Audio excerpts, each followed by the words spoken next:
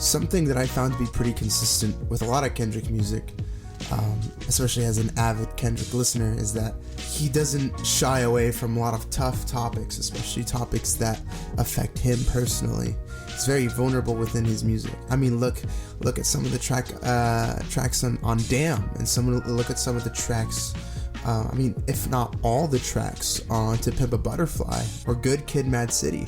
A lot of it is him lamenting on his personal struggles and whatnot. I think a topic that really exemplifies this attitude that Kendrick shares is Father Time off of Mr. Morale and the Big Steppers. Now I understand that this isn't a song off of To Pimp a Butterfly or Good Kid, Mad City, and people don't consider this to be his best album, but I think it really, really solidifies and shows the lengths that Kendrick is willing to go to really admit his faults and admit the issues that plague him into adulthood. And in the intro, we have Whitney Alford, the female voice in the intro, telling Kendrick that he needs therapy.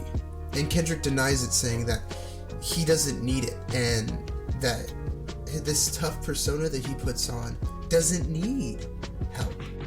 And I think not only is it a commentary on the issues that he has, I think it's also a commentary on how men tend to go about addressing their issues, especially when it comes to issues like these. There's many men out there that suffer from daddy issues, and they don't do anything to solve it, and it ends up hurting those around them. When it comes to these kinds of topics, maybe you can relate to this. I mean, I can for sure. But that's what makes Kendrick such a good artist.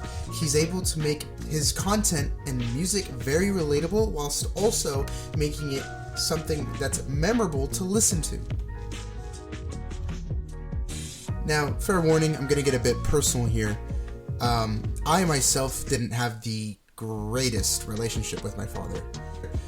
But I think what definitely hits on a personal level here is how he describes a lot of his traumas and a lot of the after effects of his traumas and how it affects those around him. He takes accountability for a lot of things with how he acts, how he perceives the world, how he perceives others, how he perceives others' words, and a lot of that I think I can relate to on a big personal level. He laments about how his father issues allows him to perceive loss, and he even admits that he doesn't take loss well. Despite being so used to loss, he continues to suffer in it. And I don't know about you, but when I listened to this song for the first time, I felt incredibly seen.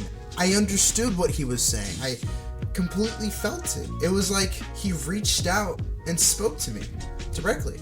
And on a serious note, this song allowed me to reconsider a lot of the preconceived notions that I did have about my father, especially when it comes to being related by blood and feeling obligated to love the person that did raise you, of course. But I really had to tackle that relationship, and I had to tackle what occurred before he passed.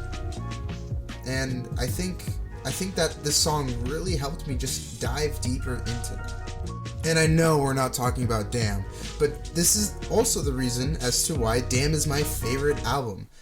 Even though, like I said, I didn't have the greatest relationship with my father, he did show me Damn. That was my first Kendrick Lamar album that I listened to, and I think I've fallen in love with it ever since. I love all his records, but personally, Damn is my favorite. But I think if I were to choose a song right now, I'm going to have to choose Father Time. Father Time is a song that really punches me in the gut, and I think has stayed with me since I've listened to it. And yes, I know that it's not To Pimp a Butterfly, and it's not I, or Alright, or whatever, but this song means something to me, man. It means something.